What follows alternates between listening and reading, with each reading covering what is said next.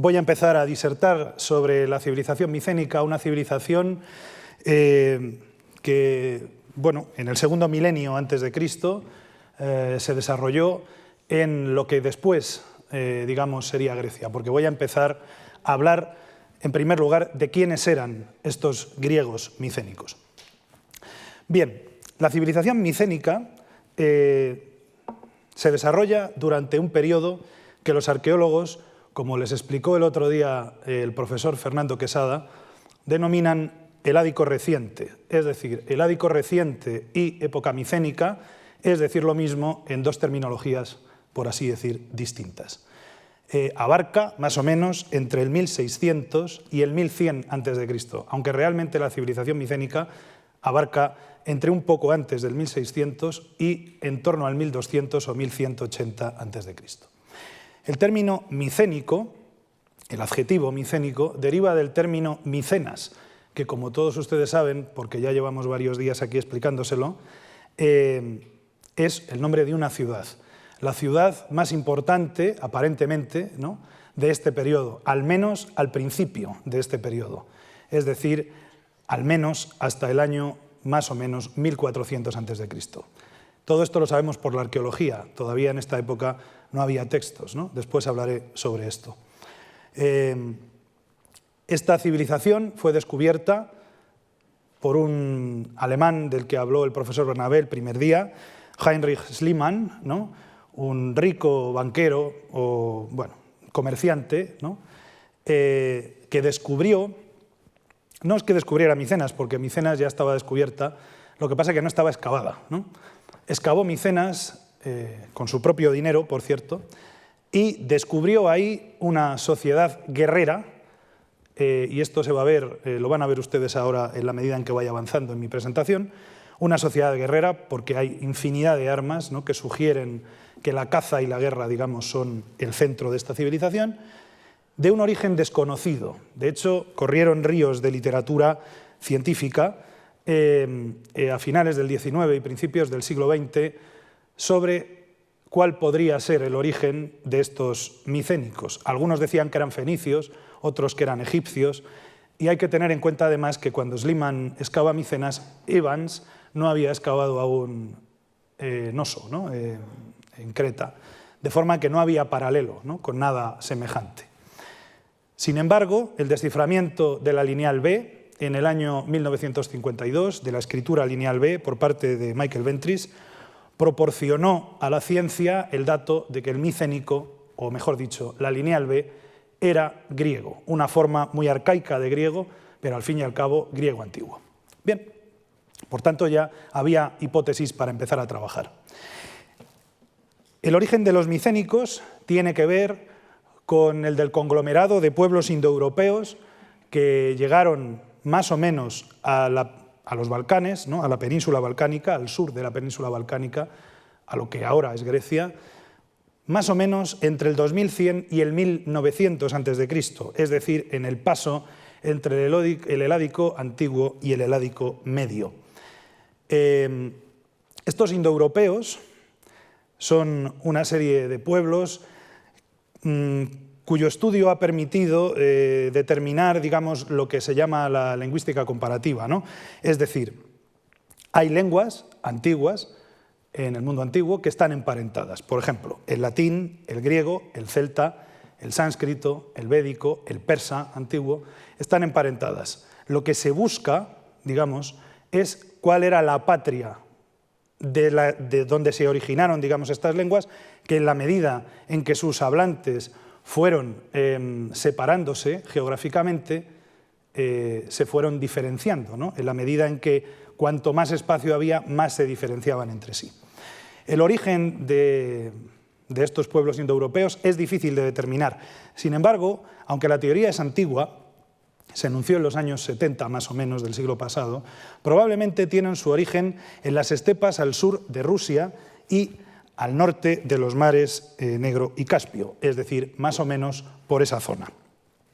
Uno de los pueblos más conocidos de esta zona son los llamados Yamnaya, ¿no?, que son, con sus carros y sus caballos, algunos de estos pueblos que viajan no solo por Europa, sino también por Asia. De hecho, el Tokario B, cuyos hablantes se sitúan cerca ya de China, de la actual China, es indoeuropeo, ¿no? Se esparcen, digamos, por Europa y por Asia, con sus lenguas y sus tradiciones. Esto se estudió bien, sobre todo por parte de Dimesil, ¿no? Las tradiciones indoeuropeas, los mitos indoeuropeos. Hoy no voy a hablar aquí de esto porque me llevaría muy lejos del propósito de esta charla, pero lo que sí me gustaría que tuvieran claro son dos cosas. A, que los micénicos eran indoeuropeos, es decir, que son griegos, y B, que fueron los introductores del caballo y del carro en Europa, y al menos en Grecia, ¿no? Vamos a decir. Bien, ¿cómo se configuró esta civilización micénica? Me gustaría que se quedaran con la imagen de este individuo que hay aquí, ¿no? Con esta máscara funeraria, porque después voy a hablar un momento sobre esto, aunque sé que ya han oído hablar hoy, estos días de atrás, de la máscara de Agamenón, que ni es de Agamenón ni nada de nada, pero bueno, luego volveré yo también sobre ella. ¿Cómo se genera, digamos, esta civilización? Bueno, la población se asienta en colinas, donde controlar valles, cerca de tierras cultivables y fuentes de agua. Esto es frecuente, ¿no? Es lo normal. Algunos asentamientos presentan una estructura con una distribución funcional y social de los espacios que prueba que hay una especie de centralización política, económica y religiosa. Evidentemente estamos todavía en una fase en que es difícil determinar si hay centros de poder, etcétera, sino que es la configuración, ¿no? de esa civilización. Aparece una oligarquía basada en la caza y en la guerra. Después volveré sobre esto y trataré de demostrar por qué digo que está basada en la caza y en la guerra. Los anglosajones los llaman los big men, ¿no? Los hombres grandes.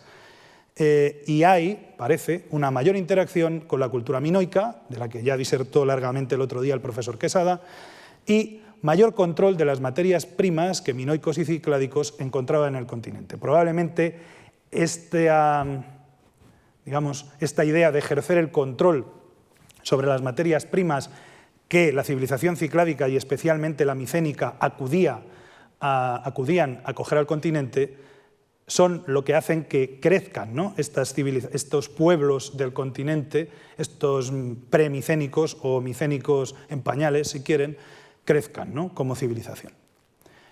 Bien, ¿cómo se configuran una vez que ya hemos visto, digamos, la primera fase?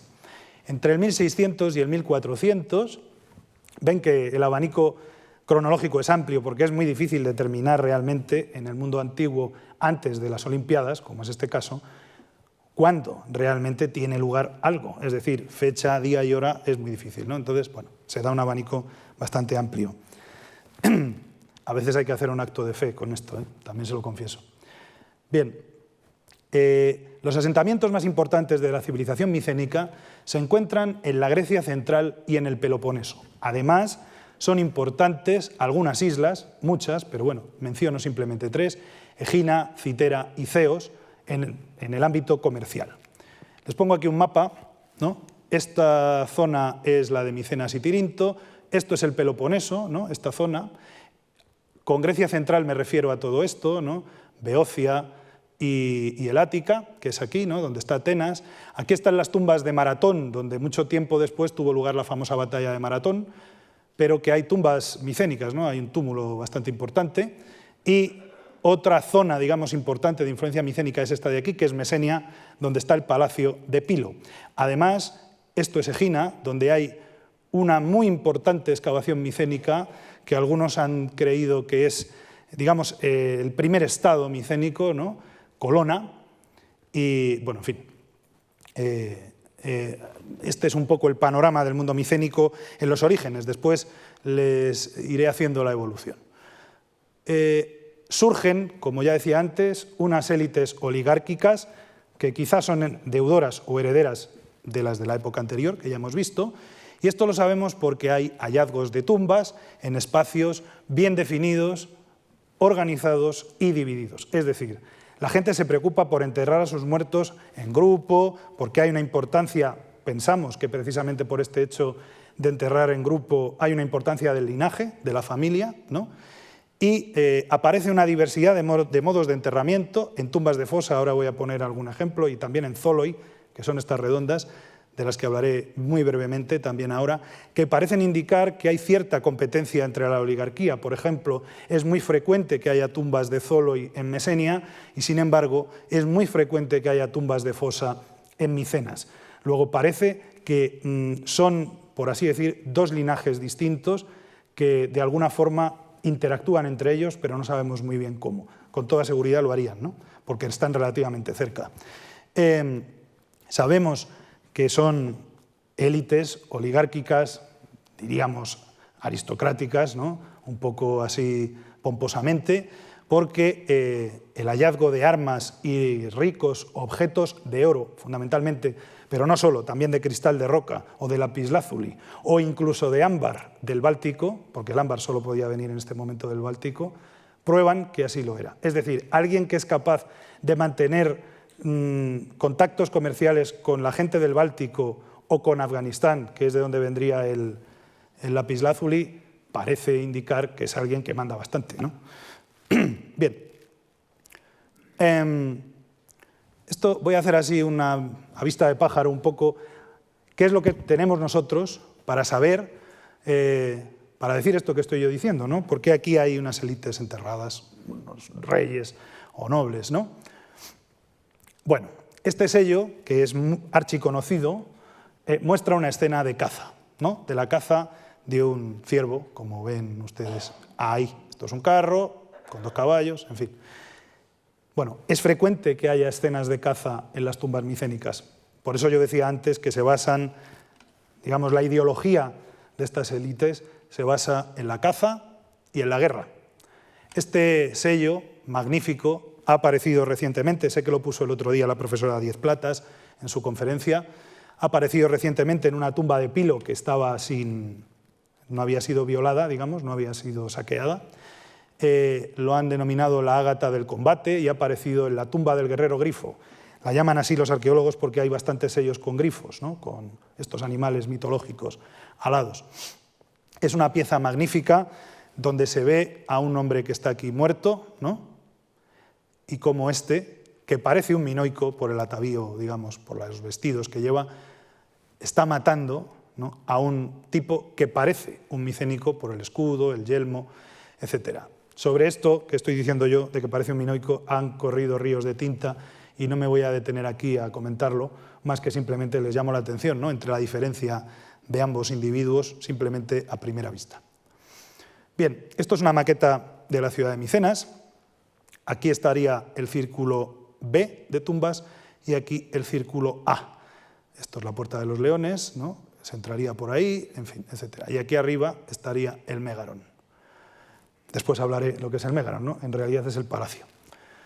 Bueno, esto es un plano del círculo de tumbas B, que es el más antiguo. Esto es lo más antiguo que conservamos del mundo micénico, por eso se lo pongo. Son los restos más antiguos que se conservan, junto con los de Maratón. Algunas tumbas de Maratón y estas parecen contemporáneas, ¿no?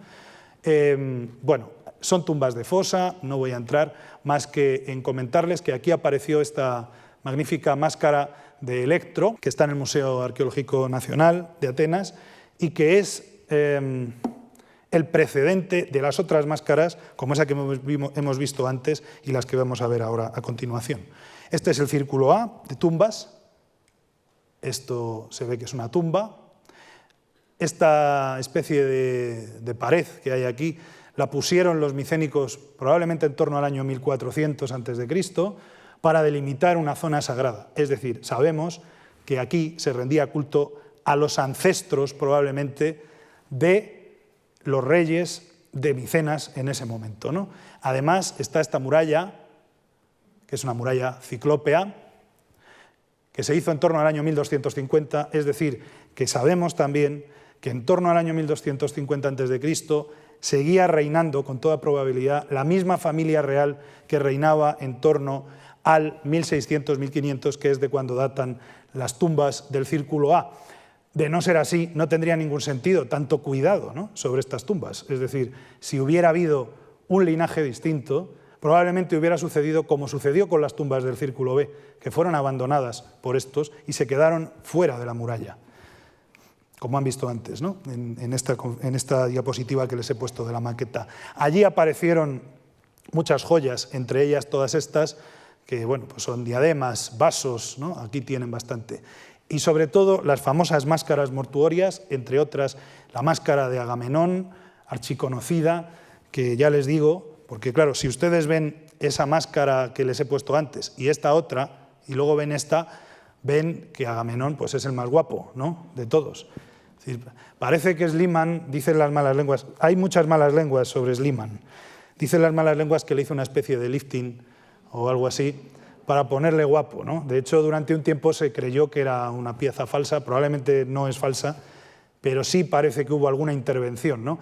El propio Schliemann escribió al rey Jorge de Grecia para decirle cuando vio esta máscara y la quitó, se la quitó al esqueleto, ¿no?, que, bueno, él contaba que, claro, cuentan los arqueólogos modernos que como el oxígeno se queda, en fin, yo como no soy científico, digamos, de este tipo de cosas, no lo sé muy bien, pero que Schliemann le dice que pudo contemplar el rostro del propio Agamenón. Schliemann era un poco cuentista, esto es de todos conocido ya, incluso de ustedes a estas alturas del ciclo, pero desde luego no era Agamenón porque esta máscara es muy anterior, ¿no? Agamenón, si es que Agamenón existió alguna vez, existiría en torno al 1200 y esta máscara pues es, como digo, del 1600 al 1500 a.C. Esas tumbas que hemos visto son tumbas de fosa, es decir, es un cuadrado con una fosa donde se entierra gente. Son tumbas a veces colectivas, pero estos comparten espacio con las tumbas estas de Zolos, ¿no?, como esta de Bafio en Mesenia, muy interesante porque aquí aparecieron dos obras maestras de la orfebrería micénica, que son los vasos de Bafio, de oro, que tienen dos escenas narrativas que cuentan la caza de un toro, ¿no?, cómo atrapan a un toro. Bueno, aquí se ve un poco, ¿no?, aquí hay un tipo que está dándole una pata al toro, ¿no?, ¿sí ven? Bueno, son unos vasos extraordinarios que aparecieron en esta tumba, de forma que no solo los de Micenas tenían oro, porque Bafio está en Laconia y también aparecen estas cosas, incluso en Mesenia también, ¿no?, como prueba la ágata esta que les he puesto antes de la tumba del guerrero Grifo. Sin embargo, como Schliemann excavó en Micenas y fue lo primero que salió, pues hemos llamado la civilización micénica y andando. Bien, hay un punto complicado de explicar, que es cómo se generan los centros de poder. Bueno, los centros de poder, los arqueólogos y los historiadores lo llaman centro sociopolítico, donde residirían los líderes, que son reyes, esto lo sabemos, después lo contaré, y un lugar para practicar el culto y hacer rituales. Este centro sociopolítico es el Mégaron, que es la estructura que tienen ustedes aquí, con un pórtico con dos columnas inantis, una especie de vestíbulo y dentro el salón del trono, con esto que sería una gran hoguera, ¿no?, rodeada por 4 columnas y eso, el trono. El trono siempre entrando a la derecha, ¿no?, parece de broma, pero es verdad, siempre está en el mismo sitio. Cuando uno entra en el Mégaron a la derecha está el trono.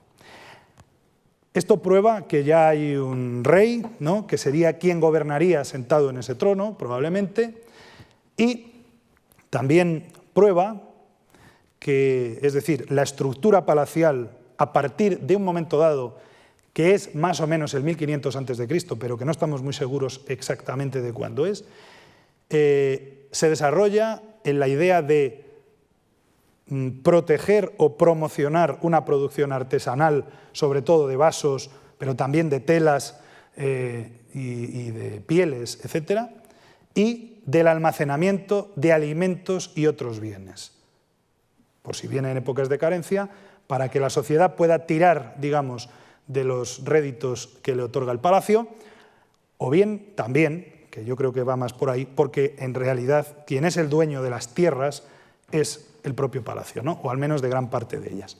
De esto hablaré brevemente después. Es una oligarquía potente y bien establecida que se dedica a expandirse territorialmente. Por ejemplo, se sabe que Iclaina, ¿no?, que está en Mesenia, relativamente cerca del Palacio de Pilo, sufre una destrucción en este momento, quizá motivada por la expansión territorial de los reyes de Pilo, y una expansión marítima, de la que voy a hablar inmediatamente, y la creación de una administración, que es lo que a mí, como filólogo, más me interesa, porque la creación de la administración es la que hace que tengamos escritura, que es la que hace que nosotros podamos estudiar los textos, ¿no? Bueno, aquí tienen una foto del Megalón de Pilo, una foto muy antigua, pero es que ahora han puesto una estructura estupenda para cubrirlo, pero no se ve nada, se ve muy mal, ¿no? Entonces, bueno, aquí se ve, ¿no?, la puerta, aquí estaría el trono y estas es las columnas, en fin, etc. Bien, los micénicos y Creta. He creído conveniente, dado que esto es un ciclo sobre civilizaciones egeas, imbricar de alguna forma la historia de los micénicos con la historia de los minoicos, ¿no? Bueno, aquí tienen donde está Creta, ¿no? El centro más importante de Creta en época micénica, sin duda, es el Palacio de Noso. Bien, ¿qué podemos saber de esto? En el minoico reciente 1b, es decir, en torno al 1480-1425, es decir, en 1450 año arriba o año abajo, más o menos, hay una importante destrucción de los palacios minoicos. ¿A qué se debe esta destrucción? Bueno, han corrido ríos de tinta sobre el asunto, pero probablemente es una destrucción motivada por un agente humano. Y ese agente humano, con toda probabilidad, son los micénicos que llegan y destruyen para conquistar parte de la isla de Creta. El centro principal de poder en este periodo es el Palacio de Noso, que si se destruye se rehace muy pronto. Por tanto, tenemos que en torno al 1450 hay alguien, un rey, alguno de estos nobles micénicos, que se establece en Noso, rehace el palacio y lo convierte en un palacio micénico, como les explicaba el otro día el profesor Quesada, y es posible que esto mismo suceda en la Canea. Esto es un dato relativamente reciente, porque han aparecido allí tumbas de lo que parece que son micénicos, que ahora me referiré a ellas. Además, se establecen en otros sitios, como Ayatriada o Comos, que es el puerto, ¿no? Sin embargo, hay sitios que no se rehacen. Por ejemplo, el Palacio de Festo, que está aquí muy cerca de Ayatriada, parece que los micénicos prefieren Ayatriada a Festo, y entonces Festo se queda, no lo rehacen, no se vuelve a reconstruir el palacio.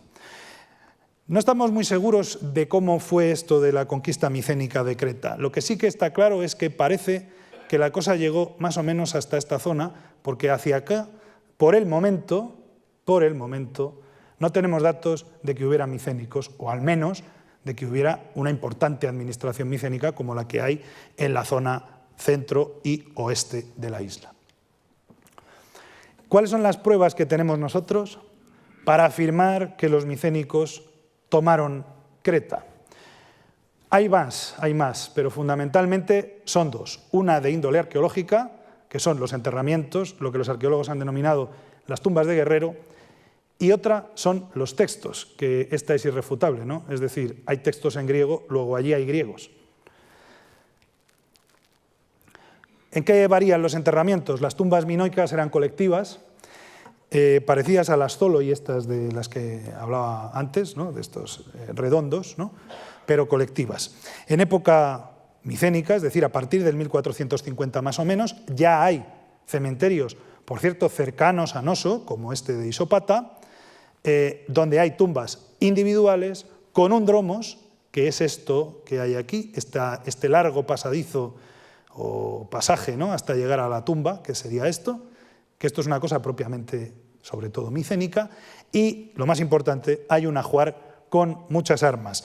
Se ha dicho muchas veces que los minoicos no conocían la guerra, ¿no?, esta cosa idílica que propone Arthur Evans, siguiendo un poco las teorías de Fraser sobre que la población pre-indoeuropea era una población dedicada a dos cosas: a los cultos ctónicos, de los que hablará seguro el profesor Bernabé el jueves, es decir, a los cultos de la tierra, dioses, diosas madres sobre todo, ¿no?, relacionadas con el ámbito de lo subterráneo, y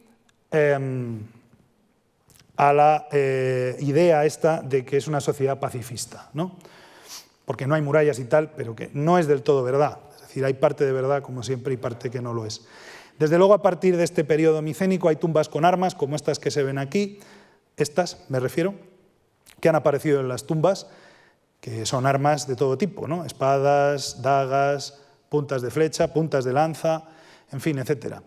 Esto simplemente es para que vean cómo era una de estas tumbas, ¿no? De la necrópolis de Zafer Papura. Bien, además hay textos, decía, ¿no? Los primeros textos micénicos que conocemos son de en torno al año 1400 a.C. y son de esta habitación de los carros del Palacio de Noso. Tratan sobre dos asuntos, asuntos relacionados con la guerra y asuntos relacionados con la religión. Uno, no hace falta que sea micenólogo para darse cuenta de que esto es un caballo, esto es un carro y esto, bueno, es una armadura, se lo digo yo que es una armadura. Esta es más difícil, sí. Es una armadura, de forma que, sin entrar en más dibujos, aquí se hace una entrega a un individuo cuyo nombre pone aquí, de una armadura, un carro y un caballo. Probablemente porque ya tiene otro caballo. De hecho, hay en una que dice, le damos uno porque tiene otro, ¿no? Tiene uno él, porque esto es para dos caballos, ¿no? Este carro, aquí se ve. Como tiene otro, le dan solo uno. Estos primeros textos probablemente están relacionados con la conquista de Creta, cuando las tropas micénicas llegan allí y a estas, se le distribuyen, pues eso, materiales de guerra para poder seguir con la conquista, ¿no? Los textos se conservan accidentalmente, como todos los textos micénicos. De esto ya habló el otro día el profesor Bernabé. Como se quemaron los palacios, conservamos los textos, porque estos están hechos de barro y se dejan secar al sol. No hay un proceso, digamos, consciente de conservación de los textos, como sí lo hay en las bibliotecas próximo-orientales, ¿no? Hititas, por ejemplo, o no digamos ya la biblioteca de Asurbanipal, etc. Estos minoicos, conocemos su escritura, pero no conocemos su lengua. Es decir, la escritura minoica está sin descifrar por el momento. Y siento decirles que creo que de momento es difícil que se pueda descifrar y ahora voy a explicar por qué. Muy bien, lo que sí que sabemos es que la lineal B, es decir, el griego, es una escritura, o mejor dicho, la escritura utilizada para escribir griego, que es la lineal B, deriva de la lineal A, que es una forma para escribir una lengua que no conocemos, porque, insisto, la escritura está sin descifrar y no conocemos la lengua que es. Podemos leer algunas cosas, pero no entendemos lo que pone. Bien, ¿cuáles son las características generales, muy brevemente, de esta escritura lineal A? Para empezar, no solo se ha encontrado en Creta, sino también en otros lugares del Egeo, como por ejemplo Mileto o la isla de Santorini, la antigua Tera, o Samotracia. Tiene una cronología bastante amplia que va de entre el 1850 al 1350 a.C. Esta fecha del 1350 es interesante porque, si ven ustedes, en el 1450 los micénicos más o menos ya debían de conquistar una parte importante de la isla de Creta. Sin embargo, durante un tiempo, algunos siguieron escribiendo en lineal A, su lengua propia, materna, diríamos. Además, en este caso, si no recuerdo mal, se trata de una inscripción de tipo religioso, ahora hablaré un poco de esto, lo cual probaría, desde mi punto de vista, que, como suele suceder después, el lenguaje religioso es más conservador que el resto, ¿no? Por esto, hasta hace unos años, pues las misas se daban en latín, ¿no? Y nadie hablaba latín ya por la calle. Vaya. Frente a lo que sucede con la lineal B, hay una gran diversidad de soportes y funciones de la escritura. Y esto es muy importante para entender la lineal A. Ahora les voy a enseñar unas fotos sobre esto. Se trata de un sistema logosilábico, es decir, formado por logogramas y silabogramas, con sílabas abiertas, es decir, vocal más consonante, pa, ta, te, pi, tu, etc. Pero no at, ni pra, ni nada por el estilo. Bien, tiene más o menos unos 100 silabogramas, de los cuales 65 son compartidos con la lineal B. Y esta es la prueba que confirma que la lineal B deriva de la lineal A, porque es tal la cantidad de silabogramas que comparten que solo así podría explicarse, además, dado el contacto que existe desde muy temprano, ¿no?, entre ambas civilizaciones, la minoica y la micénica, solo así puede explicarse, decía, que haya tal coincidencia. Tiene unos 70 silabogramas y un sistema de fracciones distinto al de la lineal B, pero bueno, esto no hace el caso.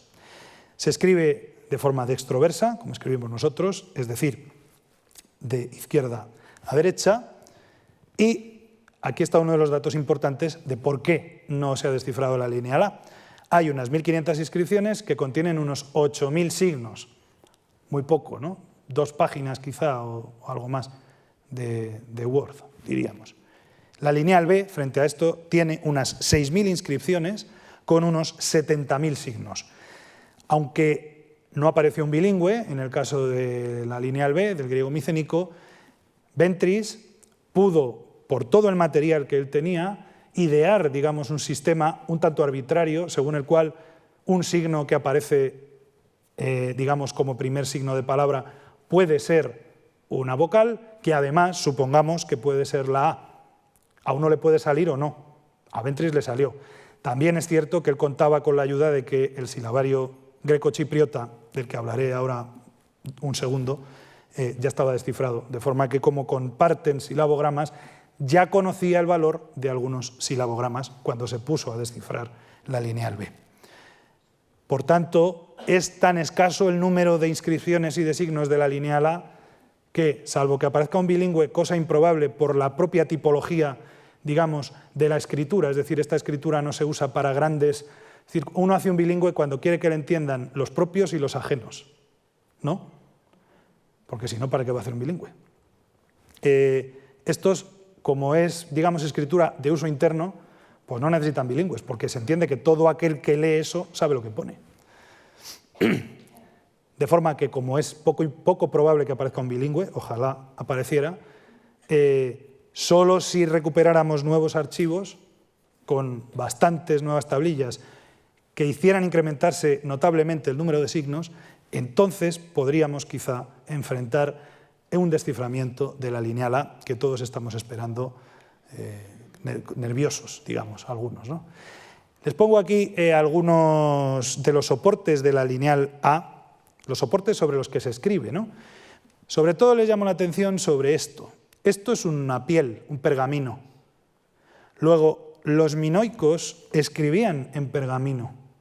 Escribían en pergamino y hacían de la siguiente forma. Lo enrollaban así como está aquí, lo ataban y le ponían esto que es un nódulo que es una pella de barro, digamos. Uno la coge, la moldea, le pone encima un signo o un sello que da fe de que lo que se pone ahí va de parte de fulano o de zutano, y además lo ata de forma que sirva como prueba de que nadie lo ha abierto, ¿no? Como si fuera un lacre, vaya. ¿Por qué sabemos nosotros esto? ¿Hemos conservado los pergaminos? No, desgraciadamente, vamos, los pergaminos o las pieles, igual no tenían por qué ser exactamente un pergamino. No hemos conservado los pergaminos, sin embargo, sí conservamos las fibras de los pergaminos aquí debajo, ¿no? De forma que se han podido analizar y determinar cómo se gestiona, digamos, el sistema de administración minoico y por qué escriben en pieles. Esto es muy importante para la historia de la escritura. Bueno, aquí les muestro un par de ejemplos, ¿no? Esto es una mesa de libación, aquí hay una inscripción en lineal A, la foto no es muy buena, lo lamento, pero no he encontrado otra mejor. Esto es una mesa de libación donde lo que se hace es coger una jarra así como esta, ¿no?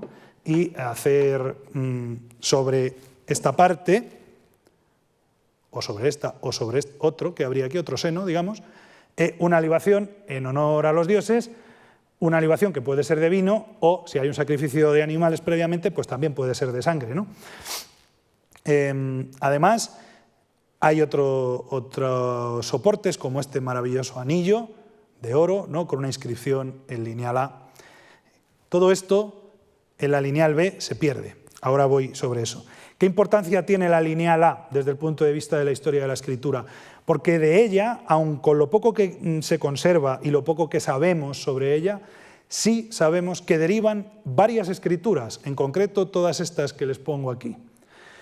De una forma de la lineal A, y digo de una forma porque parece que la lineal A, esto es una idea de un profesor belga que ha muerto desgraciadamente hace relativamente poco, el profesor Jean-Pierre Olivier, que dice, y creo que puede tener razón, que la escritura lineal A se inventó no para ser escrita sobre soportes de barro, donde con un punzón, digamos, uno escribe, sino para ser dibujada por la propia estructura de la escritura, sobre todo de los logogramas, sobre soportes probablemente de piel.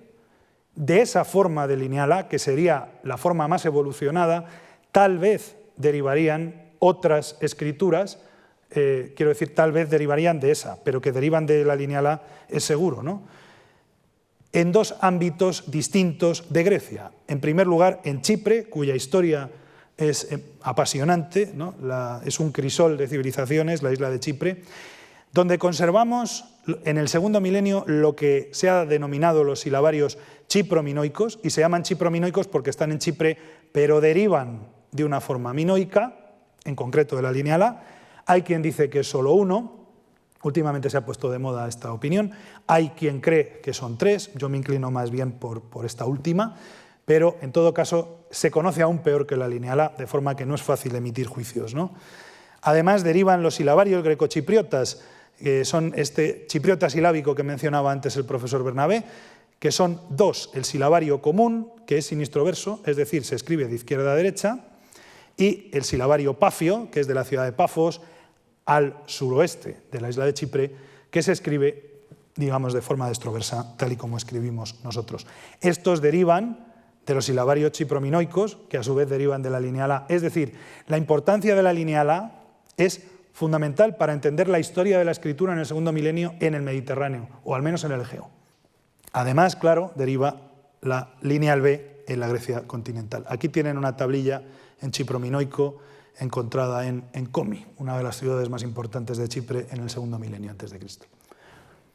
De todas ellas no están descifradas ni la lineal A ni los silabarios chiprominoicos. Están descifradas la lineal B y los silabarios grecochipriotas.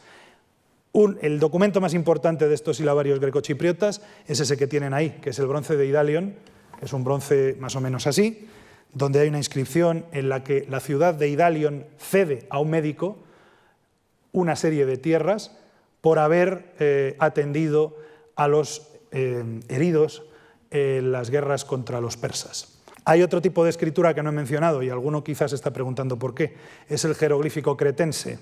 El jeroglífico cretense lo he sacado de aquí porque no tiene que ver, al menos desde mi punto de vista y desde otras opiniones quizá más formadas que la mía, con la lineal A, sino que probablemente son dos sistemas que son semejantes en algunas cosas, pero que uno no deriva del otro, sino que son independientes.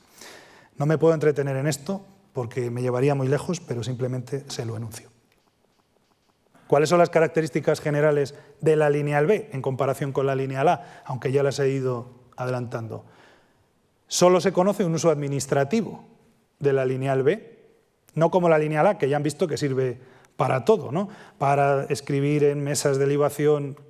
En las mesas de libación, por cierto, hay quien lee una forma yasasarame o asasarame, leyéndolo, claro, con los caracteres de la lineal B. Como digo que comparten muchos silabogramas, uno puede leer quizá lo que pone, pero no sabemos lo que dice.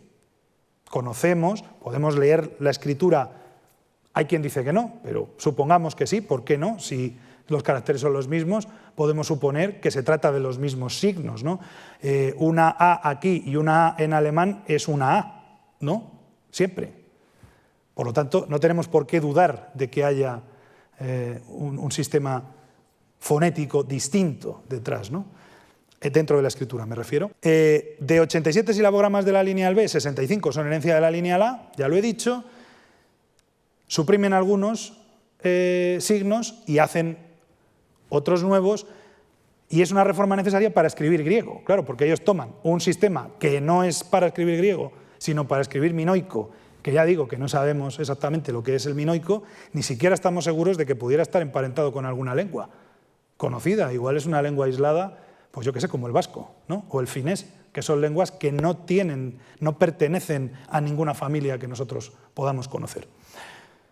Y bueno, ya he dicho el número de inscripciones más o menos, y los textos de la lineal B van de entre el 1400 al 1200 a.C. La pregunta que surge es, cuando los micénicos toman Creta en torno al 1450, traen un sistema de escritura y administración y gobierno formado en el continente, es decir, llegan allí con una escritura, o bien cuando llegan allí los soldados ven la escritura lineal A y la adaptan a la lineal B, con todo esto que acabo de explicar hace un momento. Pues no lo sabemos. Esto es el problema, que no lo sabemos. Es posible, pero simplemente se trata de hipótesis sobre las que no hay acuerdo, que la lineal B naciera en el continente porque la influencia de los minoicos es muy temprana. Es muy temprana por las joyas estas que les he mostrado, que tienen rasgos de la orfebrería cretense, incluso del imaginario cretense, también porque desde muy pronto, en Mesenia fundamentalmente, hay zoloi, que es una forma evolucionada de las formas de enterramiento minoicas. De hecho, hay una en la que hay una marca de cantero, ¿no?, que parece indicar que eso está hecho por un minoico, en Mesenia. ¿Y cuándo nace? Pues quizá en torno al 1500 a.C., porque es en el momento en que los micénicos necesitan una administración para poder controlar el territorio y los reinos, ¿no?, para tener una administración de los reinos. Todo esto se basa en hipótesis que son las que les estoy diciendo, pero no tenemos la constancia ni siquiera de la presencia de minoicos, más allá de la tumba que decía antes, en el continente. ¿Qué nos solucionaría la vida? Pues que apareciera una colonia cretense en el continente. Y entonces diríamos, pues estos han aprendido aquí.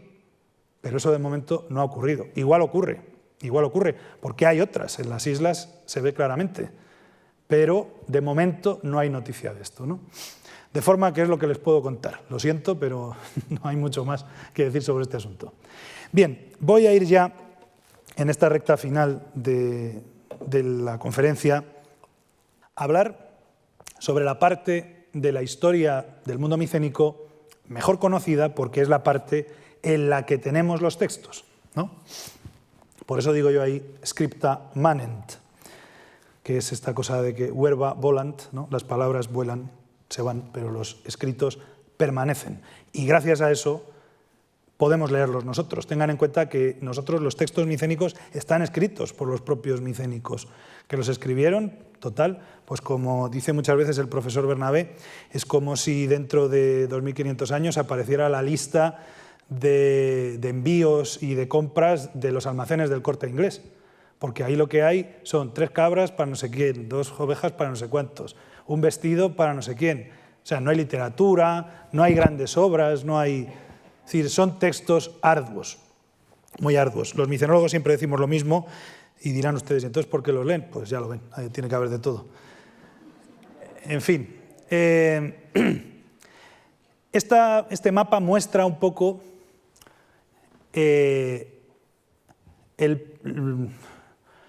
la influencia, digamos, de los micénicos en el Egeo, ¿no? Como ven, llegan hasta bastante al norte, Noso, por supuesto, pero luego es importante toda esta zona, ¿no? Por ejemplo, esto es Samos, esta es la zona de Mileto, Rodas, donde hay unas tumbas micénicas notables, esto es Quíos, incluso hay alguna tumba micénica en Lesbos, ¿no? Ahí las tienen. Bueno, simplemente para que se pongan sobre el mapa. Bien, la importancia de los textos es fundamental para conocer mejor la civilización micénica. Ojalá pudiéramos hacer lo mismo con la lineal A. Sin embargo, con la lineal A, aunque se descifrara, pasaría con toda probabilidad una cosa que no pasa con la lineal B. Los micénicos probablemente solo escribían en tablillas de barro, que es lo que tenemos. De forma que toda la información que escribían, sea la que fuere, está en las tablillas de barro.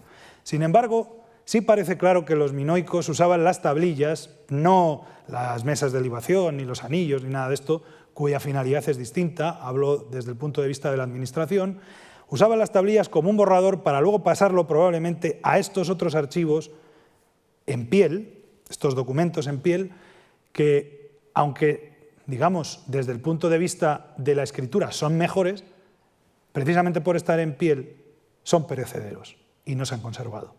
Porque mientras que las tablillas se quemaron con el fuego, y, digamos, se endurecieron, ¿no? Y eso ha permitido que nosotros podamos leerlas. No sucede lo mismo con las pieles, que evidentemente ardieron y se han perdido. El gran artífice del desciframiento de la lineal B es este hombre que tenían ustedes aquí, que es Michael Ventris, un arquitecto inglés, digo bien, un arquitecto, ¿no?, que fue quien descifró la lineal B tras muchos años investigando y pensando que era etrusco, otra lengua que somos capaces de leer pero que no sabemos lo que pone. Y la leemos porque está en caracteres latinos. En el año 1952 dio una conferencia en la BBC, una entrevista, en la que decía que había descifrado el micénico, y John Chadwick, que es el otro gran artífice, lo escuchó, se prestó a ayudarlo, porque Chadwick sí era filólogo clásico, y juntos publicaron el primer gran artículo de la micenología en el Journal of Hellenic Studies, que tienen ustedes ahí, ¿no?, el que nosotros llamamos Evidence. Ahí probaban que el micénico era griego. No voy a entrar más en este asunto porque lo explicó largamente el otro día el profesor Bernabé, por lo tanto sería reiterarme sobre el mismo asunto. Bien, el hecho de conservar textos hace que afortunadamente podamos conocer cosas que en esta época anterior de la que he venido hablando no podamos conocer. Es decir, nosotros suponemos que en el 1400, o mejor dicho, en el 1500 a.C., hay un rey en Micenas, pero no tenemos constancia de que fuera así. Simplemente lo pensamos porque hay tumbas que parecen de reyes, porque los textos estos, que son 200 años posteriores o 300, dicen que hay reyes, de forma que lo que hacemos es intentar compensar lo que menos se conoce con la parte que mejor conocemos. ¿Cómo es la sociedad micénica? Les pongo aquí un aviso importante, que es que los textos micénicos, como ya les he dicho, pero se lo vuelvo a reiterar, no describen ninguna estructura social, ni siquiera hay literatura. Lo que hay son alusiones a cómo funcionan no solo la estructura social, sino el comercio, la religión, de la que hablará el profesor Bernabé el jueves, etcétera, etcétera. Nosotros lo podemos reconstruir a partir de las alusiones que hay a estos campos en textos micénicos que tratan exclusivamente sobre la administración de los palacios. Y digo bien, solo sobre la administración y solo sobre la de los palacios. No tenemos constancia de archivos privados, ni de archivos de santuarios o de templos, como sí hay en el Oriente Próximo, ¿no? De forma que es con eso con lo que tenemos que trabajar.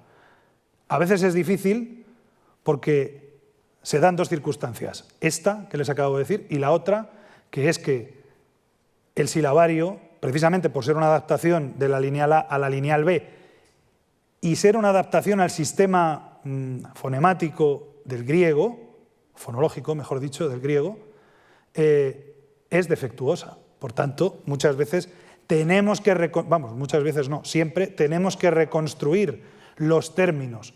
Por ejemplo, anthropos, que significa hombre como especie, ¿no?, antropología, etcétera, deriva de ahí, como todos ustedes saben. En micénico se escribe atoroquo. Por tanto, ni hay una ni, anthropos, la n esa no está, y hay una q, que es un labio velar que se pierde en el primer milenio y después aparece una pi, anthropos, ¿no? Y por supuesto no tenemos la cantidad de las vocales, no sabemos si son largas, breves, ya saben que en griego hay vocales largas, abiertas, vocales largas, cerradas, todo esto no lo sabemos. Por tanto, por eso hay que hacer un diccionario como el que ha hecho el profesor Aura y seguimos haciendo juntos Bernabé y yo, sobre, digamos, cómo hay que interpretar las palabras micénicas para entenderlas en griego. Esto no hace falta hacerlo con el griego común del primer milenio, ¿no?, porque está en alfabeto. Bien, el rey y los principales. Rey se dice en micénico guanaca, mejor dicho se escribe. Se diría guanax probablemente. Y en griego, alfabético del primer milenio, se dice anax, con la caída de esta W que ven ustedes aquí, que es una wow, que es una letra que desaparece generando, digamos, choques de vocales, ¿no?, que producen alargamientos compensatorios y estas cosas. Quienes hayan estudiado griego probablemente recordarán algo de esto. Es importante saber que desconocemos el nombre de todos los reyes micénicos. ¿Esto a qué se debe? Pues a que cuando un escriba, que es un funcionario, escribe una tablilla, pone al rey, pongamos por caso, tanta cantidad de perfume. Pero claro, no dice al rey fulanito de tal, no sé qué, porque por dos razones. Una, bueno, la razón es la economía, claro. La economía lingüística, la economía del barro, ¿no? Para no escribir tanto, porque no le hace falta. Es decir, él sabe perfectamente quién es el rey.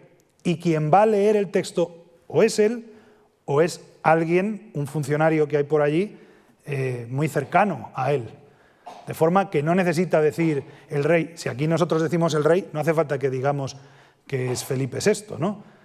Todo el mundo sabe que el rey es Felipe VI, el rey de España. Pues, claro, en una administración interna ponen al rey no sé cuántos. De forma que se da la circunstancia de que no tenemos ni idea de los nombres de los reyes micénicos. Y además, aunque se han hecho algunas pruebas de intentar relacionarlos con algunos otros nombres que salen en las tablillas, desde mi punto de vista no son muy satisfactorias. ¿Qué más sabemos del rey? Que tiene personal a su cargo, que es este personal que llaman los textos guanácteros. ¿Y qué personal tiene? Es decir, tiene una casa, ¿no? Para entendernos, una casa real. Pues hay un batanero, que está evidentemente relacionado con el asunto de los textiles, un alfarero, que está relacionado con la fabricación de vasos, de los que hablaré dentro de un momento, que se dice kerameu, ¿no? Le sonará por cerámica, claro, es la misma raíz. Un armero, etedomo, en micénico, y trabajadoras textiles, que son estas aketirilla. Quizá habría más, pero lo que nosotros sabemos es esto. También les digo que para reconstruir la sociedad micénica nos basamos fundamentalmente en los datos que proporcionan las tablillas de Pilo, porque son los más completos. Por tanto, lo que hacemos es extrapolar lo que dicen las tablillas de Pilo al resto de reinos. Más no podemos estar seguros de que lo estemos haciendo bien, evidentemente, pero es probable que sí, porque en realidad, tanto desde el punto de vista arqueológico, religioso, administrativo, los reinos son muy homogéneos, ¿no? Hasta el punto que incluso se ha planteado que un gran rey gobernara todos los reinos, ¿no? Que fueran ¿cómo decir? Una reunión de reinos, ¿no? Una confederación de reinos, que es un sistema similar al que aparece, si lo recuerdan, en la Ilíada, ¿no? Cuando Agamenón Menelao, el esposo de Helena, tira de los reyes de su alrededor, incluido su propio hermano Agamenón, para ir a la guerra de Troya. Y quien manda es Agamenón, que es el rey de Micenas. Si ven el paralelismo entre los textos homéricos y el mundo micénico, en algunos casos es inevitable, porque en realidad somos nosotros quienes hemos reconstruido en parte el mundo micénico de acuerdo a lo que sabemos de los poemas homéricos, porque es lo que más datos nos da. Sin embargo, en muchos casos sabemos que algunos se han equivocado reconstruyendo este tipo de cosas, ¿no? Haciendo un paralelo muy arbitrario, ¿no? Entre las dos cosas. Así que menos mal que tenemos los textos para poder trabajar. Tiene tierras de su propiedad y además no paga impuestos por estas tierras, ¿no? Aparece como iniciado en una ceremonia en la que se celebra un banquete. Lo sabemos porque aparece el verbo myomai en griego, que significa iniciarse. Esto es importante en la medida en que es probable que él, quizá, pero desde luego sí sus ancestros, al menos en el caso de Micenas, como ya les he dicho, por el círculo de tumbas aparece claro, recibirían algún tipo de culto. Bien, si él está iniciado, eso tiene que ver también, de esto el profesor Bernabé sabe mucho, y ha hablado aquí de ello, con el paso al más allá, ¿no? Es decir, si este rey está iniciado, alguna creencia en el más allá hay por parte de los micénicos, porque si se inicia probablemente tiene que ver con que para cuando se muera le vaya mejor, ¿no? No vaya ahí al Hades a pudrirse. Es difícil determinar esto, muy complicado, pero bueno, creo que es un trabajo que en algún momento habrá que acometer, aunque sea con los datos que tenemos, no nos los vamos a inventar. A ver. Y además, el rey tiene, desde mi punto de vista al menos, funciones militares. Esto ha sido muy discutido por lo que les voy a contar ahora. El segundo de a bordo de los palacios es un tipo que se llama el laguetas, en micénico raguaqueta. Si ven, la L en micénico se escribe con el silabograma ra, es decir, que las líquidas, la R y la L, usan el mismo silabograma, con R siempre. Esto no pasa en chipriota, por ejemplo. Bien, es el segundo en importancia después del rey. ¿Por qué lo sabemos? Pues por lo siguiente. Tiene terrenos a su nombre, que quizás son de su propiedad, tiene un témenos, como el rey. Un témenos es un terreno importante, ¿no? Los témenos los tienen los dioses en el primer milenio. En el segundo milenio los tienen solamente el rey y el laguetas. O sea que eso indica que es alguien importante.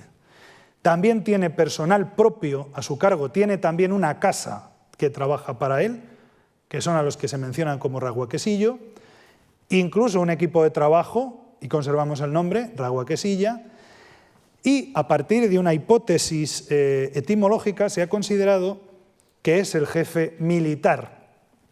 ¿Por qué? Porque ago significa conducir, es decir, laguetas es un compuesto de laos, que significa la gente, en griego, y ago, que significa conducir. Eso quiere decir el que conduce a la gente. Bien, pero como para el estudio de los textos micénicos, para hacer, digamos, la comparación, se usan sobre todo los poemas homéricos, que como saben es lo más antiguo que conservamos en griego alfabético, como laos en la Ilíada significa la gente de armas, pues Leonard Palmer, que fue quien estudió esto sobre todo, dijo, pues ya está, este es el jefe del ejército. Pero claro, hay que ver lo que significa laos fuera de la Ilíada, porque es comprensible que la Ilíada, que es un poema de guerra, cada vez que salga laos, significa la gente que va a la guerra, digo yo. Pero claro, por ejemplo, en griego moderno, leoforío significa autobús. Es decir, que es el que lleva al laos, a la gente así como conjunto indeterminado, ¿no? Por eso hay quien ha propuesto que puede tratarse del príncipe y que no tenga nada que ver, digamos, la hipótesis etimológica con la hipótesis de quién es en realidad. Por ejemplo, en español, pues el conde, un conde es un condestable, ¿no? Es decir, es el que cuida de los establos, pero ahora creo que ninguno se imagina un conde cuidando de los establos, ¿no? O un ebanista, pues no solo es el que trabaja ahora con ébano, sino que hace también otros trabajos con otra madera. De forma que no siempre la hipótesis etimológica proporciona un dato fiable, ¿no? Es lo que quiero decir. Además de estos, hay unos tipos que se llaman los equeta, gepetai en griego. Los seguidores, acompañantes, hipótesis etimológica, no tenemos otro remedio, porque probablemente tiene que ver con el verbo gepomai, que en griego significa seguir. Son aristócratas cercanos al rey. ¿Por qué sabemos esto? Pues porque se dice, fulanito, hijo de no sé quién, equeta. Y cuando se dice que es hijo de no sé quién, ese no sé quién es porque probablemente es alguien de la corte o un noble o está muy relacionado con la realeza micénica.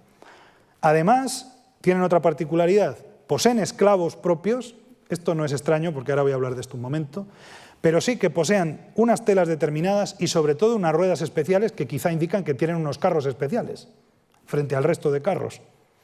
No estamos muy enterados de esto. Posiblemente están al mando de contingentes militares. La serie Oca es una serie de Pilo, una serie de textos en la que se registran envíos de contingentes militares importantes de soldados a la costa oeste de Mesenia, en concreto a Pleurón, ¿no? Estos soldados están bajo la autoridad de un equeta. Tienen alguna relación con la religión, pero no sabemos cuál es. Bien, el personal de la administración. También tenemos algún dato sobre esto. Los funcionarios. ¿Quiénes son? Los más importantes, hay otros, pero bueno, me limito solo a los que podemos definir mejor. El damocoro es el gobernador provincial. Sabemos que está nombrado por el rey porque en Pilo TA 711, que es una tablilla de Pilo, se dice que el rey nombró damocoro a Augeas o algo así, un tipo que se llama Augeas, del que no tenemos más noticia, más allá de que el rey le nombró damocoro. Además, Parece, por las funciones que asumen las tablillas, que es una suerte de gobernador provincial, al menos en Pilo, pero digo, como decía antes, que esto lo extrapolamos al resto de reinos. Pilo está dividido en dos grandes provincias, la provincia citerior, que es esta, y la provincia ulterior, en micénico, la Dehuaycorailla y la Peraycorailla, ¿no? En micénico, ya ven que es muy fácil. Cada una de estas provincias está dividida, la citerior en 9 distritos y la ulterior en 7 distritos. Esto lo sabemos porque en las series fiscales de Pilo, que son la serie M y N de las tablillas, se dice que cada distrito paga no sé cuánto al palacio, ¿no? Por ejemplo, pagan con telas, pagan con cerdos, pagan quizá con miel, ¿no? Pagan con bastantes cosas. Y precisamente, como les digo, no es que tengamos una lista de cuáles son los distritos, sino que información que indirectamente aparece en las tablillas nos indica cuáles son los distritos. En cada uno de esos distritos había un corete, que es una especie de funcionario de Hacienda, por lo que sabemos, que se dedica a recaudar impuestos. Además está asistido por otro tipo, que es el porocorete, que es algo así como el segundo, ¿no? El procorete, el que va detrás de él. Bien, hay además libres, esclavos y dependientes. Los libres se agrupan, que sepamos, en torno al damo, es decir, al demos, a la comunidad de ciudadanos. No estamos muy enterados de cómo funciona, de qué es exactamente el demos en el mundo micénico, pero sí parece que es una entidad autónoma que está dotada de ciertos poderes jurídicos, y esto lo sabemos porque hay un lío entre una sacerdotisa que dice que ella tiene, digamos, una regla fiscal, una norma fiscal distinta al resto porque quiere pagar menos, y el damo le dice que de eso nada y que tiene que pagar lo que pagan los demás. Por tanto, es el damo quien interviene para resolver ese conflicto. Está sometido a ciertas obligaciones y tiene una estructura social interna compleja a la que no me voy a referir, pero que conocemos en mayor o menor medida. El damo es el actor indispensable en el acceso a la tierra de la población, al menos en el acceso a la tierra que poseen los santuarios. ¿Por qué digo esto? Porque la mayor parte de las tablillas que registran tierras que se conservan son sobre las tierras de los santuarios. Y esas tierras, como no las puede gestionar el dios, evidentemente, podrían pasar dos cosas, o que la gestione los sacerdotes o que la gestione el damo. Pues bien, en época micénica y también, en algunos casos, lo conocemos bien, en época del primer milenio, al menos en Atenas, quien gestiona las tierras sagradas de los dioses son, digamos, el conjunto del damo. Así que esto parece que tiene sentido. Sin embargo, como digo, nuestro conocimiento de la institución es limitado y fragmentario porque tenemos solo lo que tenemos. Esclavos, doero y doera, ¿no? Esclavo y esclava, doulos en griego alfabético. Hay un alto número de individuos que constituyen una fuerza importante de trabajo del palacio.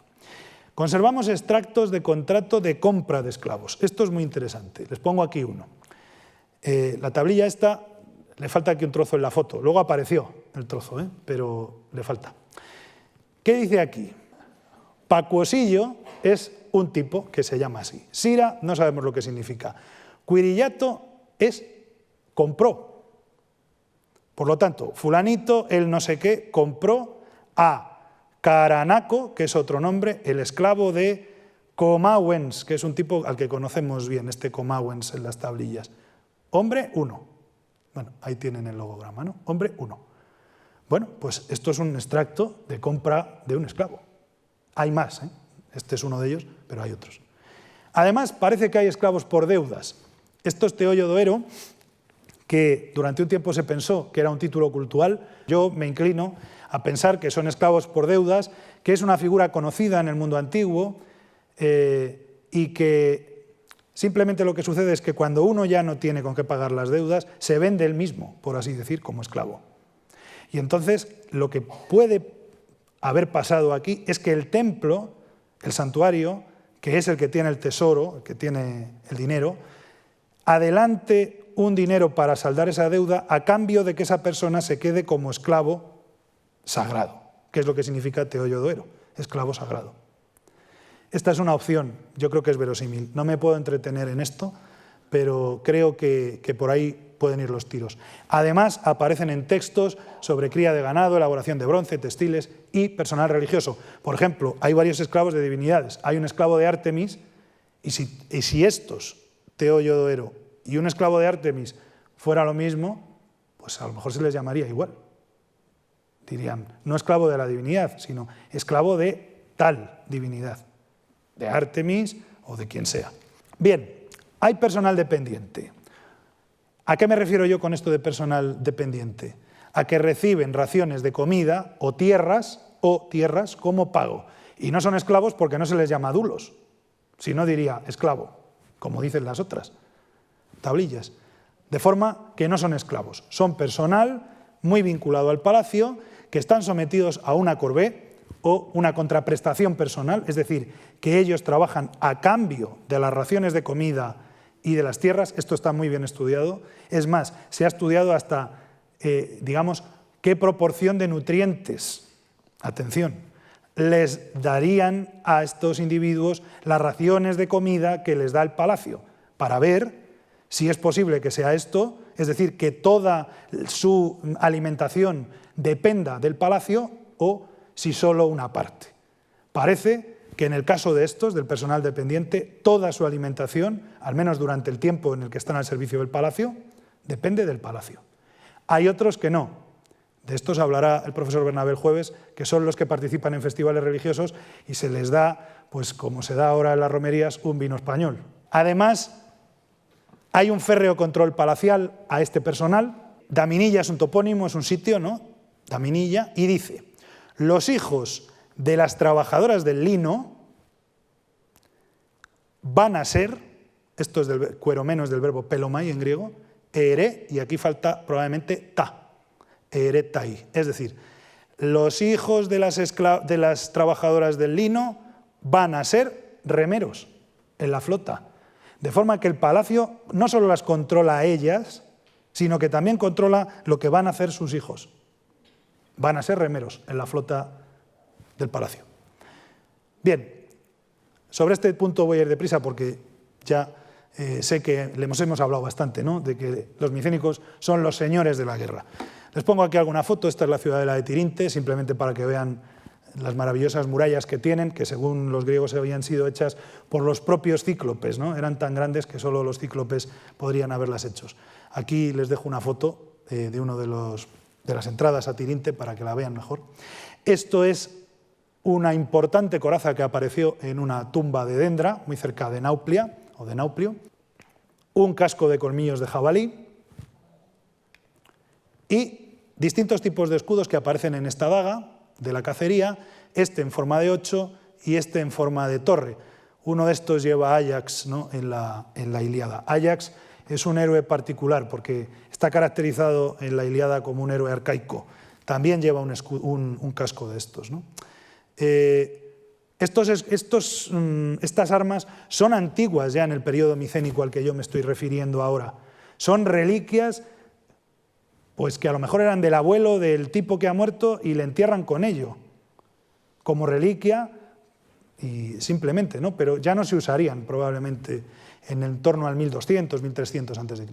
Además está este vaso de los guerreros que, como ven, ya presentan otros escudos distintos y otros yelmos distintos, quizá estos incluso son de piel. También aparecen armas en los textos, esto es importante. Armaduras y otro tipo de, un coselete bivalvo he puesto yo aquí, otro tipo de coraza, ¿no? También yelmos, pero no en los textos, pero sí en la arqueología han aparecido escudos o en representaciones iconográficas, como estas que les he puesto, o grebas. Bueno, aquí simplemente, esta no la voy a leer, pero esto se ve claramente, aquí sí que se ve mejor, ¿no?, que esto es una armadura. Por eso pone ahí ARM 1. Bien. Además hay armas ofensivas. ¿Cuáles? Armas arrojadizas, sobre todo lanzas y jabalinas, de las que conservamos las puntas, que son de bronce. Armas blancas, dagas y cuchillos, como estos maravillosos de las tumbas de Micenas. Estas dagas probablemente no son para matar a nadie, son dagas de paseo, por así decir, ¿no? Son de lujo. Y espadas. Aquí les pongo otra tablilla donde claramente ven ahí ustedes una daga y pone dagas 50. ¿Tantas dagas? 50. ¿Vale? Bien. Además hay carros, lo mismo. Ahí tienen el logograma del carro. Es decir, que los micénicos tienen una industria armamentística importante. Construyen dagas, espadas, cuchillos, carros, incluso tal vez arcos. Pero esto no lo sabemos del todo. Bien, las manufacturas micénicas, brevemente, ¿cuáles son? ¿Cuáles son las industrias micénicas que conocemos? Armamento, textiles, que son de exportación, probablemente, bronce, perfumes, que también se exportan, cuero, ¿no? Hacen cosas de piel, muebles, maravillosos, por cierto, algunos de ellos, porque tenemos una serie muy larga, la serie TA, donde se describen cómo son los muebles, ¿no? Son muebles de marfil, de vidrio, en fin, una cosa extraordinaria. Y de maderas nobles. Elaboración de marfiles, como esta magnífica píxide que tienen ustedes aquí, con dos esfinges enfrentadas, y joyería, como toda la que hemos visto hasta ahora. Además, fuera de los textos, en la arqueología hay una industria muy importante que, sin embargo, casi no está en los textos. Esto ha llevado a pensar que tal vez es porque estaría externalizada. Es decir, la industria de los vasos probablemente no dependería del palacio, sino que dependería de otros agentes que no conocemos, porque como no dependían del palacio, no hay textos. Por eso les decía antes que todo aquello que está en los textos es porque le interesa al palacio. Por ejemplo, no hay pesca. ¿Tenemos que entender entonces que esta gente no comía pescado viviendo en Grecia? Hombre, parece poco razonable, ¿no? Así que simplemente es que no dependía del palacio. Estos vasos, los vasos maravillosos como este o ese que les he puesto antes, estos son de exportación, se exportan a Chipre, fundamentalmente. Estos vasos no aparecen en las tumbas micénicas, aparecen en las tumbas chipriotas, pero están hechos en la Argólide. Y lo sabemos no solo por las imágenes, sino porque incluso se ha analizado el barro con el que están hechos y se sabe que se han hecho cerca de Micenas, ¿no? Y además estarían otros vasos, y quizá estos también, llenos de aceite y de vino, como estas jarras de estribo, que aparte de que el propio recipiente pudiera tener algún valor, no hay duda de que sí que sirven para transportar aceite y vino, que era muy conocido su uso en el mundo antiguo, hasta el punto de que todas estas zonas rayadas que tienen ustedes aquí, todo esto, incluso aquí en Cerdeña, son zonas donde han aparecido vasos micénicos de este tipo, jarras de estribo. O sea que la industria es impresionante, pero no la controla el palacio. Problema, ¿no? No sabemos qué hacer con esto. Hay quien dice que es que la controlarían agentes externos, comerciantes y tal, que puede ser. Pero claro, como no tenemos datos, pues siempre estamos ahí un poco a ver qué hacemos. Bien, para finalizar y muy rápidamente, no quiero abusar más de su tiempo, ya que he hecho esta perspectiva diacrónica, querría acabar con el fin del mundo micénico. En torno al 1200 a.C., todos los palacios son destruidos parcial o totalmente. No es tan relevante que se destruyan, que lo es, evidentemente, como que no se reconstruyen más, en general.